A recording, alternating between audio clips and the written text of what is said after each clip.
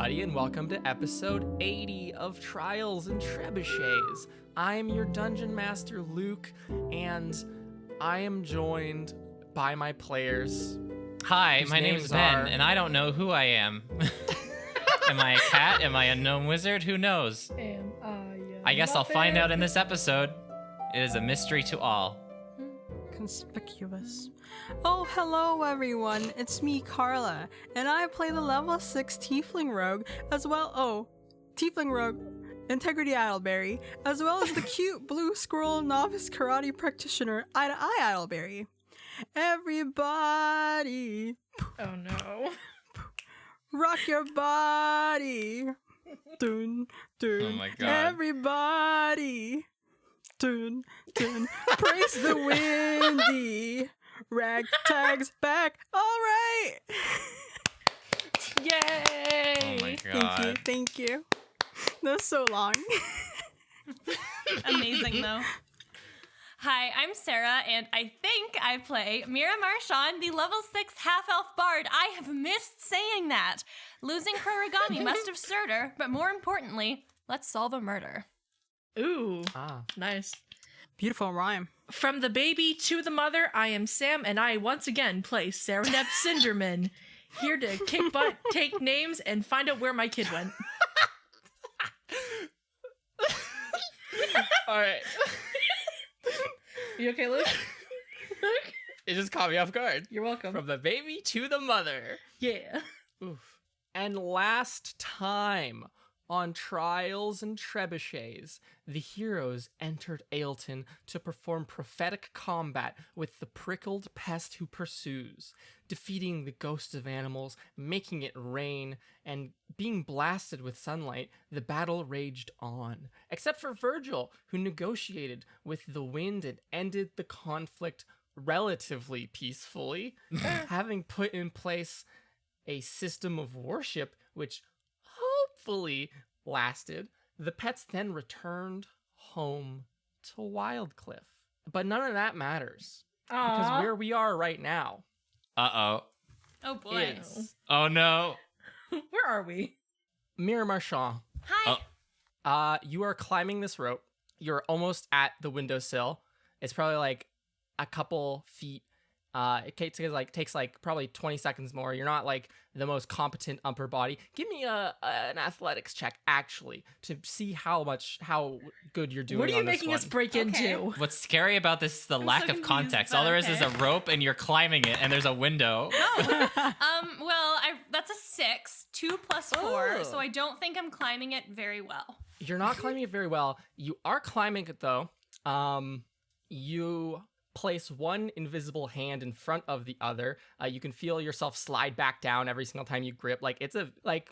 You can convince yourself, oh, this rope is just kind of slick. Like it's hard to, it's humid out. So, it's hard. Like there's a lot of moisture. That's why I'm slipping and sliding, right? But you can feel rope burn, all of this and more, all these sensations. It's nighttime. Also, I should add that. But with enough time, you do eventually reach this windowsill. The windows are pushed in, and as you pull yourself up, you can see that one of the windows is broken from where the rock and rope was thrown through the window. What? Looking around, you are in Professor Underbow's office, or I guess formerly Professor Underbow's office. Dun Just as dun planned. dun. It is quiet in here. The lights are off. You can see, or I guess the lights are off. There's no candles or anything lit. The fireplace doesn't have a fire in it or anything. It seems like a calm, empty room. There's a large stain on the floor next to the large wooden desk that you can see. There's broken things on, like broken glass on the ground in front of the desk. There's a couple different things going on in here. Did you want to do anything? Yeah, I want to look at his desk. You're gonna walk over and look at his desk, sitting very. I want to open, if there's drawers, I want to open them. Yes, we will get to such things. Yes. First and foremost, on the top of the desk, it's just the writing pad. There's no like papers or documents as typically there are whenever you've been in this office. Underbow is just doing paperwork. There's none of that. However, there is a small wooden box that is open and empty. And as you're investigating this, you hear what sounds like the strugglings of someone else climbing the rope behind you, and like almost falling into this room. You can't see them though, because both you and they are invisible. What? And you'll hear a voice say, "Mira, where did you go?" I'm over here. Oh, right. At the desk. Okay. And you have this very quick and hushed conversation with who you know to be Delness in this room with you. Thought so. Oh, hell yeah. So roll an investigation check for me, why don't you? Sure. As you look through the desk. Secret meeting in the murdered office. They're friends 19. again, solving murders. 19. I'm proficient in investigation. That was unexpected, completely crazy. Let me look at my list of things. You're looking into the desk, yes? Yes, I am. Okay. There's like on the left side, it's a very large wooden desk, like made of one solid piece, a very fine piece of work. This is the first time you've ever been on this side of it. There's a small, almost like a barber seat where like it has like the little foot bar on it so that Underbow can sit in his chair and like pump up so that he's sitting at a full height. God. On the left side of the desk, there are 2 drawers, and on the right side, there's 1 cabinet. Which one did you want to look into? The right side seems to be, if with your expert eye, the right side seems to be, there's a small lock on it, but it is slightly ajar and appears to be unlocked. That one then. Okay. Also, which yes. one looked the most recently disturbed in terms of dust patterns, if that's Oh, anything in terms of- detectable? This is a very clean office. I think it doesn't seem to have been disturbed in the past little bit, but all of the cabinets seem to have been opened at the same time. Okay. Likely when someone was in here, like looking around and seeing what was happening. Okay, right? then yeah, the one with the lock. Yeah, the one with the lock. You hear like a shocked gasp, quiet gasp from behind you as as to Delness's eyes, the cabinet all of a sudden just like opens and like hits her in the leg. Oh, sorry, I didn't know you were right there. No, it's fine. I don't know where. I didn't. I'll just move. And she like steps back into like where this blood stain is on the ground and is just standing there. You could see like on the carpet, a carpeted floor. You can see that there's footprints, footprint-sized depressions in the carpet. What's it, like human-sized footprints? No, like where Delness is standing. Oh, yes. It's I thought pressing you down meant on the before. carpet. Yes. Sorry. Opening this cabinet, you see that there is a top shelf that seems to have a lot of documents. Just rustling through them, it seems to be administrative things, hiring new folks, just the reports of goings-ons. There seems to be a letter on top that is opened that has a golden wax seal that was broken. In the wax seal, it said there's an A. Mm-hmm. If you wanted to check that out. Yes, please. Oh, sure. You open the letter. It seems to be a letter addressed to Professor Underbow, crazily enough, from one Altine, that seems to be his account of what had occurred. Oh dear. In Nebulosis. It doesn't differ all too much from your experience. Food poisoning, some sort of collapse, all this and more. Well, I'm glad he's not dead. And that Altine is on his way.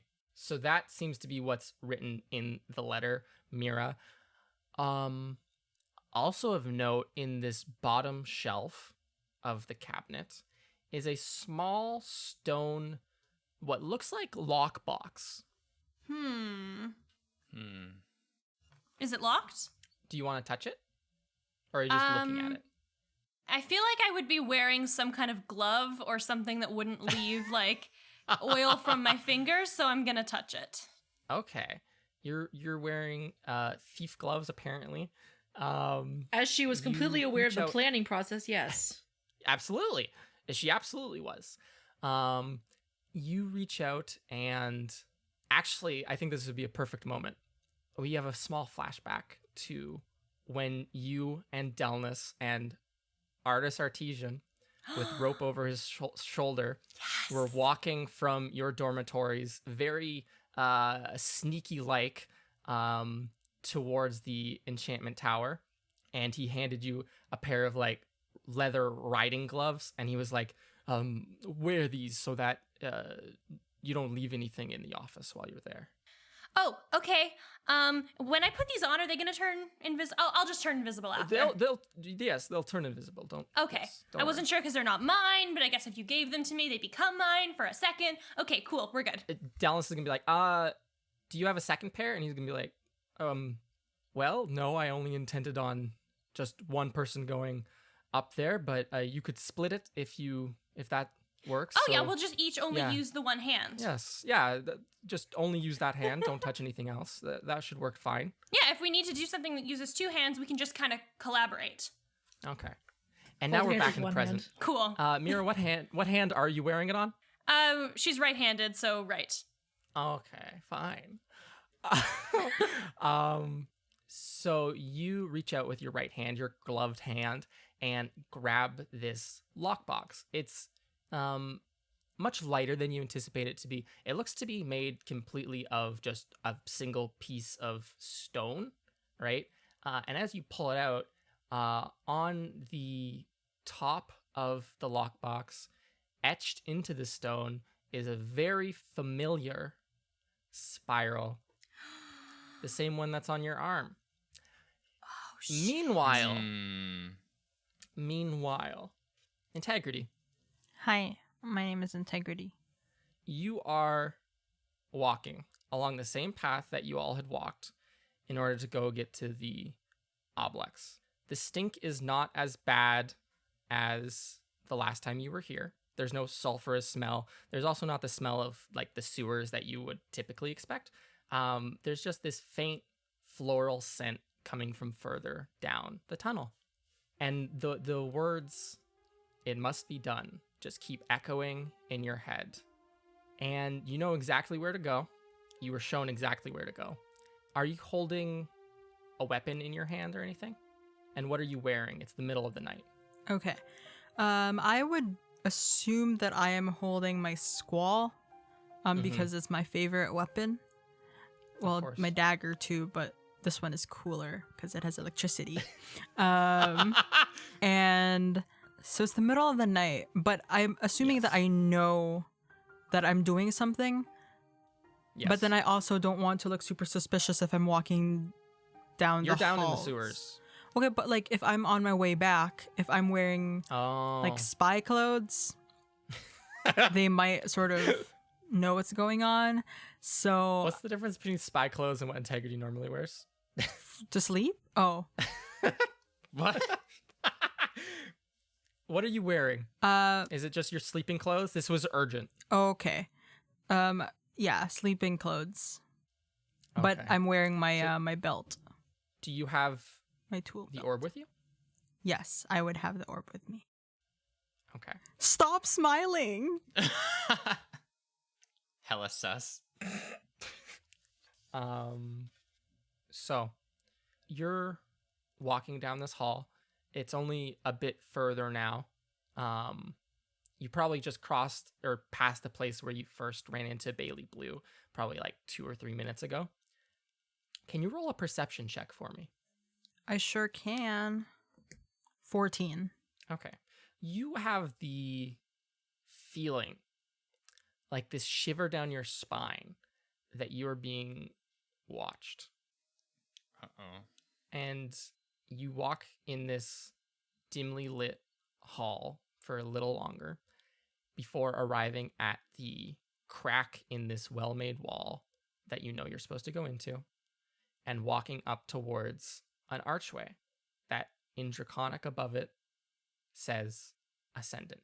And this what once was a sealed archway, it seems that this clay barrier has been broken, and this lovely, in fact, aroma of like this floral aroma, it smells very pleasant, is emanating almost enticingly from within this room.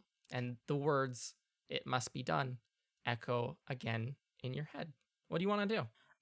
So do I still feel like I'm being watched? You feel, as you approach, you feel like that sensation grow. Of being watched. Yes.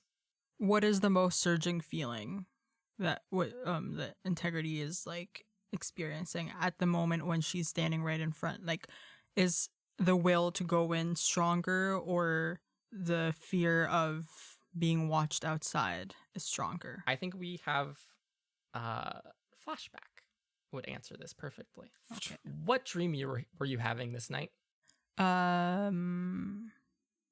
I dream that I am back home and my mother is making some nice tasty chicken pie.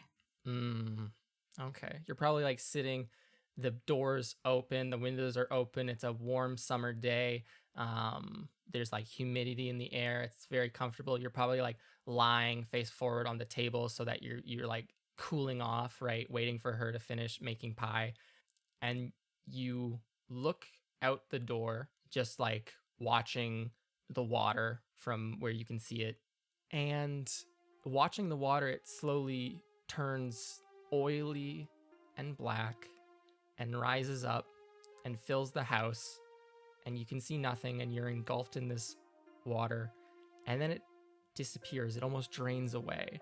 And you're left standing in this place that you've stood for so many times, or a few times now, where it's just darkness as far as you can see, with this oily black floor. In front of you is by itself the archway that you're standing in front of in the present, the one that reads Ascendant. And it's the clay seal is broken, the same as it is in the present. And from just to your left, as if someone is like whispering into your ear, you'll hear a voice say, "It has awoken, and it must be dealt with." And if you turned, probably shocked, I think. Well, how would Integrity react if if the progenitor, this black cobra-headed humanoid with this undulating body, how would Integrity react to them whispering in her ear? Shiver, because I don't want anything that close to my face. Okay. You can probably feel, as like their forked tongue licks out to taste the air, you can feel it like run along your face. I don't like snakes. Stranger And danger. It feels cold and horrible. And they will say, "The only remaining Ascendant has awoken, and it must be killed." And it looks from you at the door, at this archway, and back to you, and will say, "You must kill this thing before it can poison the minds of others." Am I allowed to ask questions? Of course, you're allowed to ask a question. What is the Ascendant? I sort of want to know who I'm killing before I kill it. You feel a cold, a firm, but at the same time not firm hand grab you by the wrist and like pull you to look face to face the progenitor, and they will say, "They are a traitorous creature who sought to undo all that I did, and now they are back, awoken from slumber, to continue doing the same. They need to die. You need to kill them now. It must be done." But didn't you kill an entire civilization? I did what must be done.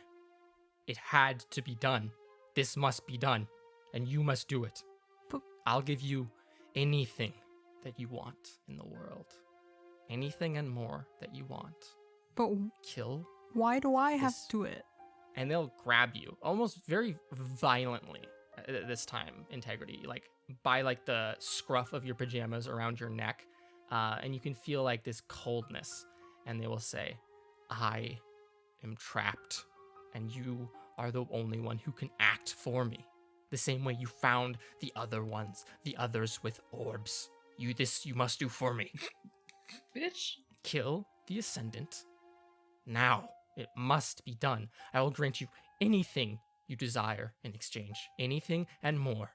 Once you kill the Ascendant, anything you want, I will have with me." I'm assuming it cannot see my thoughts, right? That's a perfect assumption you could make. Okay. Do it. Nothing is safe. I'm not going to We're answer. gonna die. I'm not Okay. going to answer. Okay. And now we're back in the present. You have this cold sweat on your back, Integrity. You're standing with Squall drawn in your pajamas in the sewers, little slippers on, standing before this archway door. This floral aroma drifting out past your nose, and this sensation that you're being watched by more than one thing. Oh, why me? Okay. I'm gonna go in. Okay.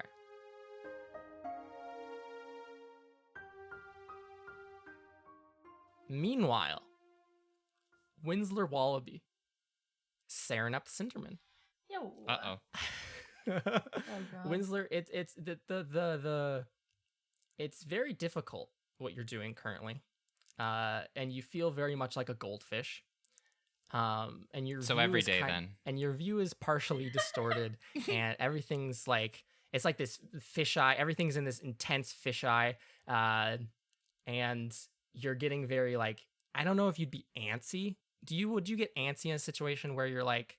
How does Winslow react when he's like deceiving people and running around and doing his usual mischief? Is he antsy? How does he like? What's his like physical state? How does this make you feel? I wouldn't say he feels like joy in it. He's probably like energetic, like that anxious energy. Yeah. Okay. You feel that now, like almost like looking around, like at everything as you walk, or not as you walk, as you High sit alert. on Serenep's shoulders. And Serenep Hey. walks. Serenep, there's a heavy weight on you. Not only is Winsler atop of you, but there's Physically. also a Yeah. a large oblong crystal that has been fitted over Winsler and over your head partially. You, Serenep, have on around your shoulders a cloak that is it fades from this dark black down to a blue, like a gradient as it approaches the floor. There's little stars on it, and in your hands underneath this robe, you're carrying a large, kind of slippery, to what to your eyes is a crystal, right? To both of your lefts, just bear with me. To both of your lefts, the figure of Toll, who is about the same height as you right now, with your powers combined, walks beside you, or stands beside you. And so to any observer, you would just look like the golem Ari with an oblong crystal on the head and a cloak of stars. What the fuck? And you're standing in front of this We're large... going to a costume contest. We're gonna win. You're standing in front of this large, round door deep within the bowels of the school as it rolls open. And Toll will turn to you and say, Ari, and then pause. And you can see a slight shake. And then they will say, remember the plan. And we'll walk into this room. Yeah, the plan. Serenep, do you want to follow? I mean, I guess I'm not gonna You're say the legs here, yeah? I'm the I walker. hate that this is the I hate that this is the only like combo we can do because Sereneth is better at talking, but she's the one who has to walk. Did your torso just speak? I guess I follow. I go in. Yeah. Okay. Describe this room. It's like a long room. There's like this central stone walkway that you're walking upon, and like the click of your shoes and of the metal of Toll's feet clicks upon the ground, and it echoes the length of this chamber. It feels like it almost takes like a minute for the echo to go to the end of the chamber and back. It's just immense, right? And it's shit. probably 300 feet tall, like an immense cathedral, like just this immense volume, this immense space which you are in, right? Okay. And on either side of this walkway, there is this clear, sparkling liquid running down the walls. Below you, there's this basin where this liquid pools, and there seems to be little shards of crystal fragments of glass that are just in there, moving slowly in whatever current there is. At the end of the room, both of you can see as you approach is an immense metal frame, similar to that, Winsler, of the golem you are creating, but scaled up to be the size of a tower. It's a mech. Oh no! And on its shoulders, or on its neck, I should say, rests a large ovular crystal, probably the size of a small car or a small carriage. What's a car? One of them fancy carriages. It's like a black substance that's really sticky. No, it's a score you get in golf. Can both of you please give me perception checks? Oh no. Crap. That's an 11. 13. Oh, okay. Hey. You hear this click-clack of your heels on the floor. You notice that Serenep's sound distinctly different than that of Toll, probably because Serenep's feet are not made of metal. You notice that there is this stale smell to the air in here, but there's almost like a sweet scent on the air, I guess. Like someone's been like making caramel. Huh. Oh, fuck. And on either side of this room, so it's like a long room, and on both the left and right side, the walkway splits, and there's like a little four-way intersection. To your right, you see that the tunnel has collapsed, and to your left, you see the body of what looks like a Jeed, like just a pile of stones that just look identical to the Jeeds, but it's not animate. It's just lying in rubble, with a white crust upon it. But Toll continues walking. It appears like, again, you can't tell where they're looking, but it appears that they're not even paying attention to the surroundings, just walking forwards, looking at this immense crystal-headed golem at the end of the room. And so the two of you follow, or so Sereneth follows and Winsler tags along on top. And you hear this large circular rolling door close behind you with a large crash as it stops. And you finally reach the end of this room and are standing 20 feet away from this large golem. It's like partially submerged in this fluid, right? So like the platform comes to an end, there's like a guardrail and everything, and then there's like a large pool almost that this immense golem is sitting in, like its knees pushed up to its almost where its chin would be, and like arms hugging its knees, right? And you hear the groaning and creaking of rusted brass as it moves its frame and presumably looks up at the three of you, or two of you maybe, and it will say, "Oh no. Present the tier." Toll will say, "A new one," and both will wait for you to say something. So Sereneth, you are holding the tier. Winsler, you are in the head. What do you guys say and do? How do you coordinate such an action? Yes, the tier. Nudge. I'm going to raise my arms up slightly and present the tier. Okay. You hold up this slightly gooey, rough-surfaced crystal, Sereneth. You don't know what the hell is going on. We're going to have a flashback right now. Winsler, you were in your room. You heard you and Kurt were working, doing the final preparations, and you heard a light knock at the door. And then the door, without you even walking over to it, just opens as Toll opens it with the key. And they will say, "It is time. We must go." And they will hold out a small crystal that has been hollowed out and the cloak of stars and say, "Wear this. It is a perfect disguise." Oh yeah, this explains everything, Luke. Isn't that a little big for me? We cut to Serenep's dorm. The door opens, Serenep. We are both at the door now. Serenep, what are you and Philip in here like studying?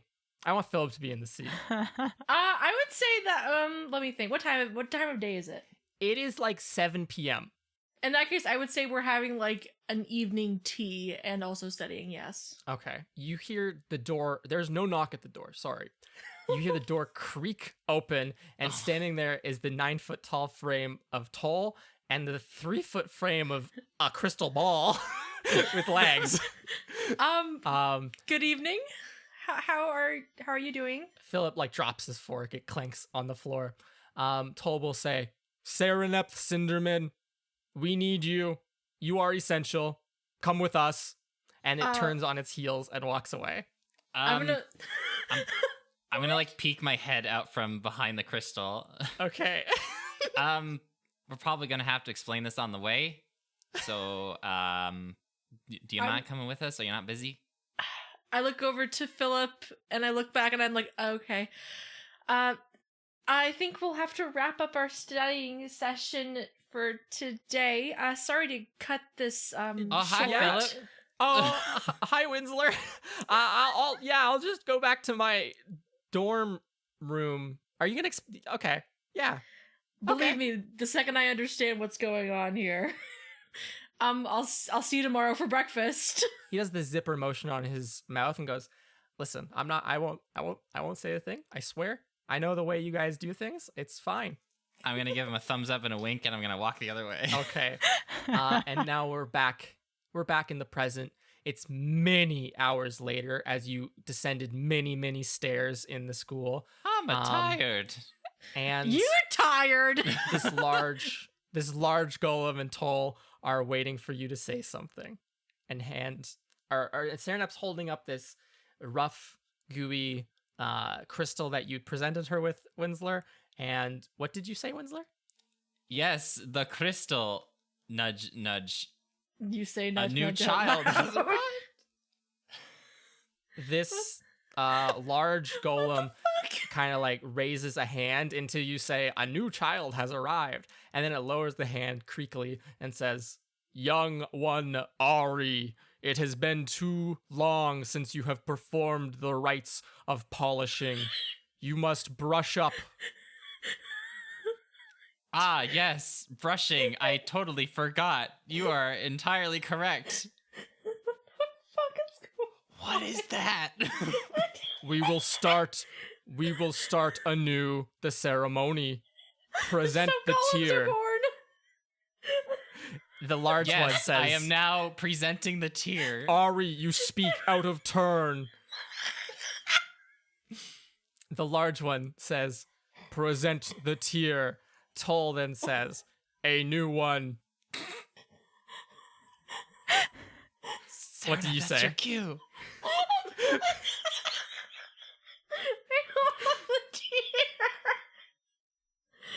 What do you do? You hold it up. I present it. I don't Okay. know. Winsler, what do you say? Here is the crystal. There are more words than Ari. Have you died since you last did this? There are more words to that. It is possible that I was attacked by a horrible being The words. and have lost some words. Toll will hold up their hand and say, halt, Stowe. Ari remembers perfect. You must say the words, Ari. Polish this child. Oh. We will start anew. And the large one says, present the tear. Toll then says, a new one. I'm gonna whisper up to Winsler, the polished sentence. What?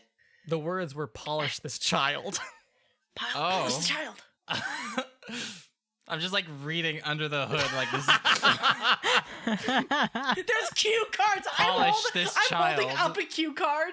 The large one says, to be without ambition, and holds its hand out for you to place the tear into. Toll will then say, to be a steward. I'm crying. What do you say? What's the next card? Roll a history check.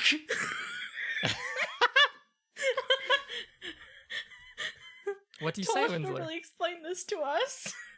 I don't know what to say. To be without ambition, to be a steward. What do you say? We weren't told anything about this. I don't want to end up saying the wrong thing because I don't want to do this over again.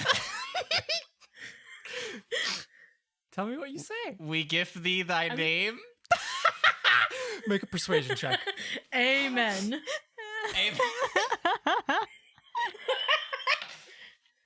I'm still holding up the cheer to be given to the dude after he said. How's an 18 do ya? Okay, you hear like brooms and dustpans fall out of Toll's like skeleton onto the ground, and they like put their hand up once, almost as if to pat you on the shoulder, until this large golem, the one called Stowe, grabs the tear from your hands and says, "You must reread the rites before you are to come back here again, Ari.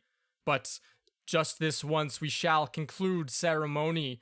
And they rub their hand, and you hear this grinding of crystal, and you see little flecks of it fall into the fluid below, until the golem then just submerges their hand and continues this like rubbing motion, right? Almost as if you had like an egg in your hand and you were just like rubbing it a bunch. That's what it looks Ew. like. It's weird, yeah. And then they take their hand out of the fluid and hold it back out to you. It's all goopy again, but it looks, Winsler and Serenepth, to be perfectly smooth and shaped like an oval, similar to their own head. And they will say, I will "Take collect this it here." child, place upon it all wisdoms known to us." And then, very loudly, you hear a big old splash from behind you, as if someone or something has just fallen into the water behind, or the fluid behind you. Oh, no. And you can probably turn quickly enough to see the bluish robes of a Wildcliff student falling over, and the curly hair of one Philip falling into the fluid behind you. No. Gosh. What? Oh, What? no. What?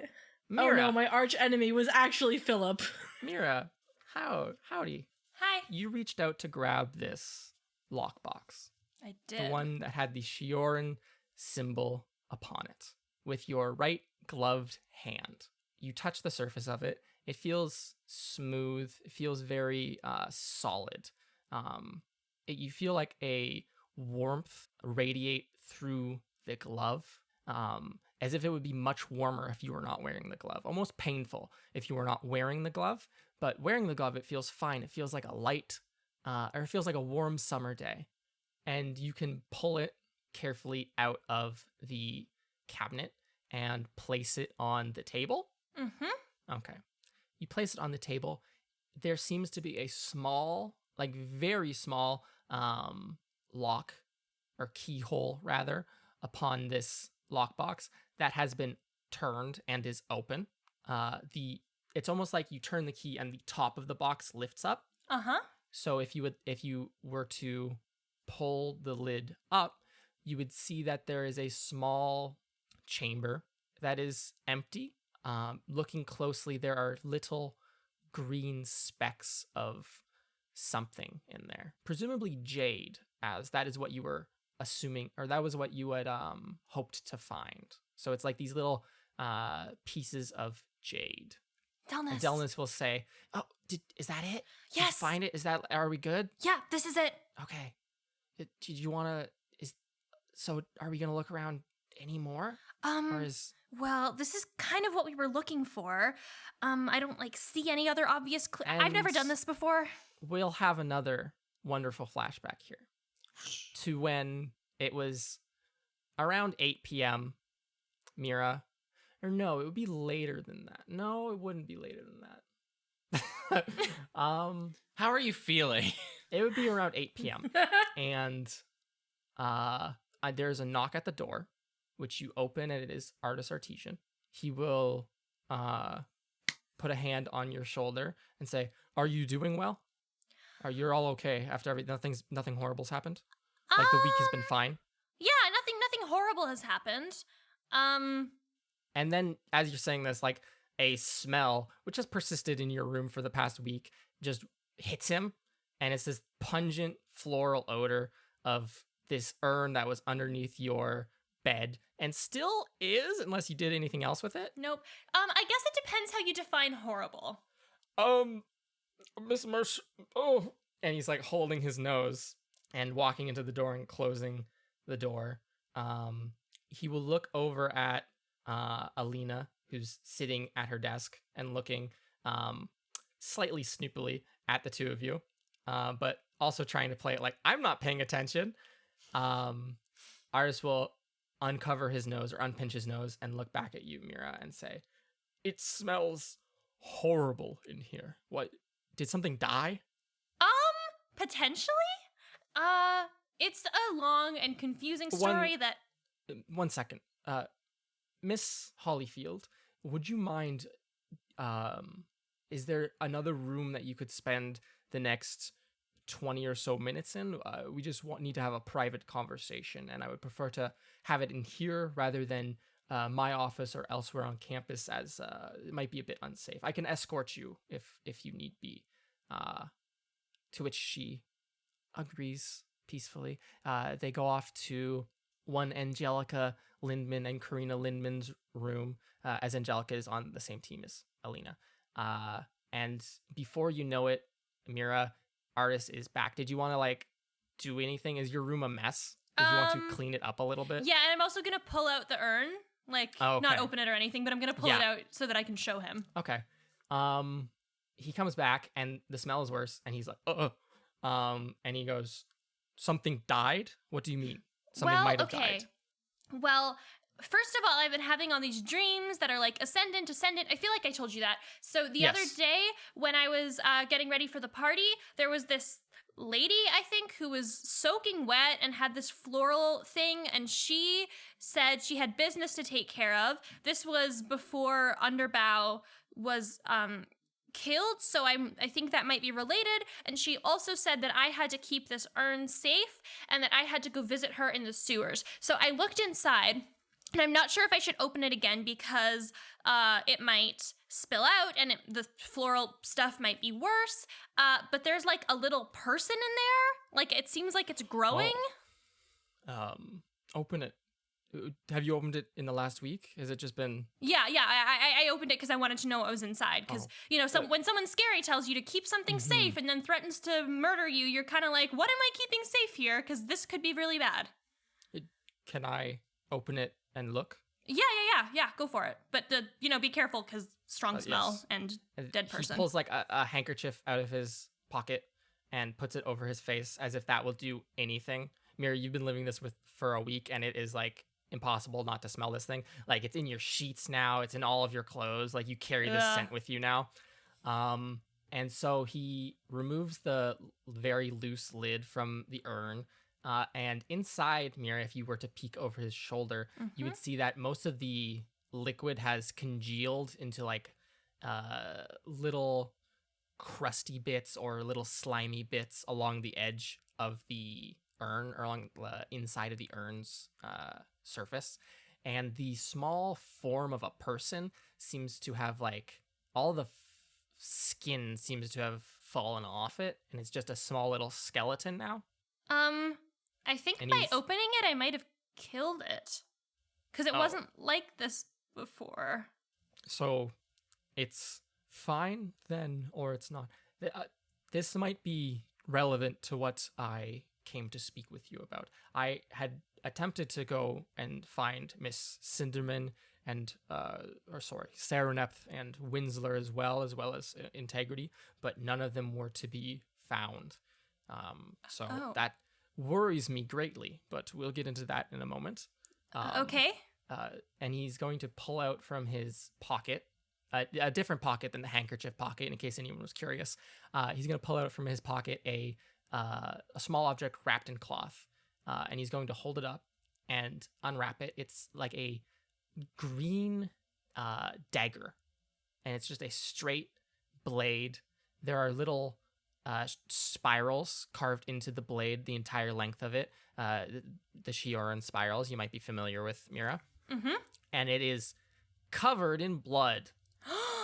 And he's going to say, I found this. I went to my office just this morning for the first time since Professor Underbow was killed, and found this along with quite a bit of ash on my floor. So my worry was that someone was trying to injure me or you or one of the others. Or frame you. Or frame me for killing Underbow, yes. And he it looks like his eyes open when you say that, and he's like, I did not consider that whatsoever. Did this person who gave you the urn, did they have this knife? Did they? They were completely buck-ass naked, Mira. Yeah, they just had the urn. Think they? Yeah. Yeah. No, at least not that I saw. I mean, at first I thought, they were like, oh, I have something to take care of tonight, and then Underbow, so I assumed that but if it was with a dagger, they didn't have it when I was there. I am inclined to agree that they likely had a part to play in Underbow's death. What my curiosity is was this knife in his office? Did he know about any of this? Do you understand where I'm going with this? Yeah, no, we should find out. Yes. Now, I know that we've had conversations about breaking rules and such things, but I think that now, in a moment of emergency, where I might be framed for murdering the headmaster and you might be in danger of being killed by some sort of and he just shrugs so heavily, some sort of thing, some sort of creature related to this whole business. I think that now is a moment that breaking the rules could be a little bit fine.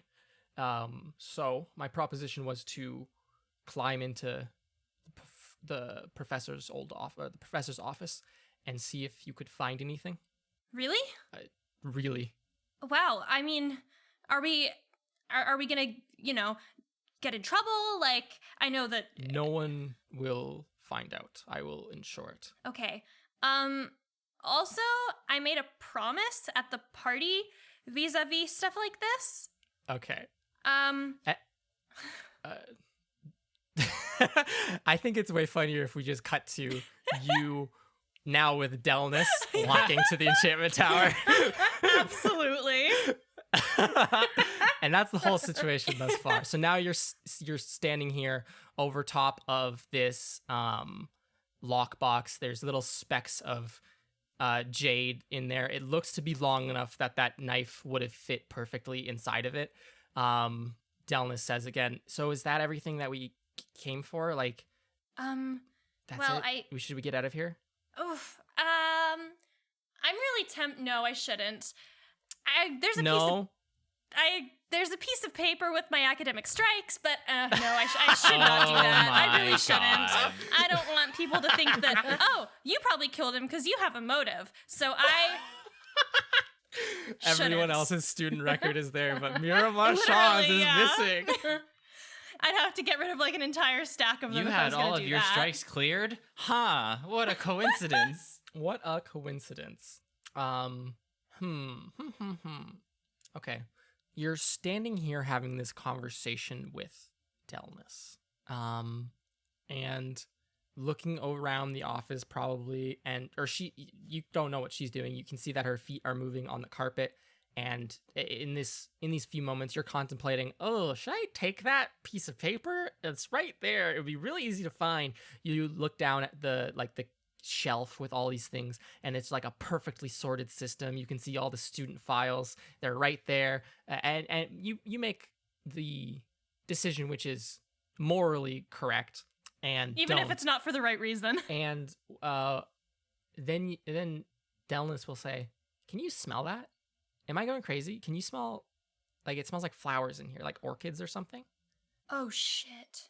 I think we should get out of here. Yeah. Yeah, absolutely. Yeah, I agree. Yep. Absolutely. Okay. This is fun. But it's scary. Yeah, but it's fun. Yeah. And you feel like a fumbling hand reach out to like touch you on the shoulder or something, and it probably like touches, like you can feel like wind being pushed like 2 feet to your right until like the hand finally comes and touches your right shoulder, and you like a reassuring grasp was like, this has been fun. This isn't that scary. It's okay. It's fun. It's cool. I don't regret asking you to do this. Yes, thank you. This like I'm glad also it would be a lot more scary if I had to do this alone. Yeah, I agree. Yes. Can we leave? Yes. Let's go. Okay.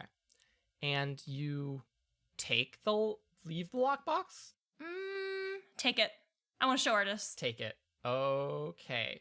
How are you going to climb the rope and have this lockbox? Did you bring a backpack I'll just tuck it under my arm. So and then I'll hold my arm close like that. Can I ask which arm again? The other one. The one that doesn't, The because left one? the other one I want to mostly use the left. cursed one. The left arm? Yes, the cursed The arm. left arm.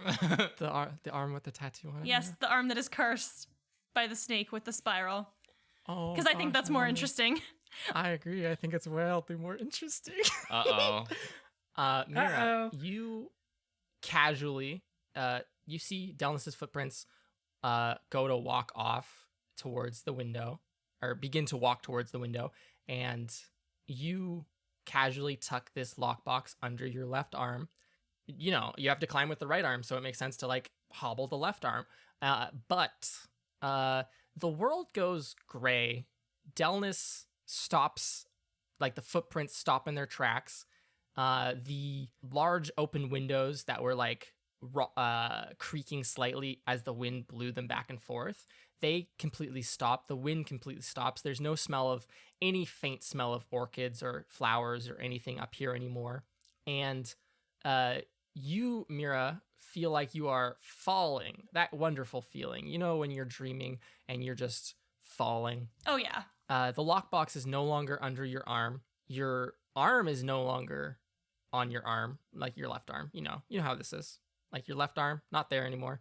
Your shirt or whatever jacket you were wearing is just flapping in as you fall, and you land very softly and suddenly in a luscious pile of pillows. Almost like you had just like leaned back and to a lounging position, not as if you had just fallen thousands and thousands of feet in mere moments, but as if you had just chilled out a little. And standing at a balcony that you can see, it's a beautiful sunny day. You can see giant trees off in the distance. You're in a very open room, seated at a table. There's pillows and a lovely carpet underneath you. The table is made of like marble, and there's delicious grapes and oranges and lemons, and giant pieces of fruit that you've never seen in your life, and like nuts and things. And standing out on like a balcony overlooking or just being outside on this wonderful day, you see a very high cheekboned woman who bears a shocking resemblance, you might think, to the person who paid you a visit just last week and left you an urn. Like not a shocking resemblance, but just a striking resemblance is a better word, I think, right? Like siblings, or like... Not quite. Like they have the same cheekbones, like almost identical like cheekbones and stuff, like very similar ears, but their actual face shape is different. They look very... So basically they just look Shioran. Yeah, they look ethnically similar. Okay. And Empress Terrassus will turn to you, Mira, and say, "Oh, my dear girl, it has been far too long." And that's where we're going to end this episode. Shit! Okay. What the heck, Luke? Is Why? everything. What is going on? Man, if we didn't go into that pet side story, we would have gotten all the answers to every question I have right now. Oh my god. I have What the so many fuck? questions. Carla, could you do an outro, please, and thank you? Me? Of course, sure I can. Hello, I was everyone. about to say, that's a good outro. Hello, everyone. Thank you so much for listening to today's episode of Trials and Trebuchets. Hope you enjoyed today's adventures or misadventure. I I have a couple of things that I want to talk about. Let's talk. Sit down and let's have a conversation here. First and foremost, please leave a rating or a comment on our iTunes. It helps us out a lot. We like hearing from you because, you know, it's a conversation between us because we're a big happy family. Second of all, we also have a Twitter and Instagram at Trials and Trebs if you want to look that up, where you can check out fan art, teasers, cool stuff that we do, or not we do, but it just exists. And it's a thing. And last but not the least is we also have a Patreon. It's not necessary, but it is appreciated because it helps us out a lot in terms of paying for, you know, the basics of keeping the podcast and as well as sort of upgrading stuff so that we can better serve you. The links can be found on our socials. Thank you very much. Yes. Thank you. And the links to that can be found in the description of our episodes, in case you don't even know where to start with that stuff. But thank you, everyone, for listening to this week. I hope you enjoyed it as much as I did. I was giggling like an idiot preparing these things and while we were playing, as you might have heard.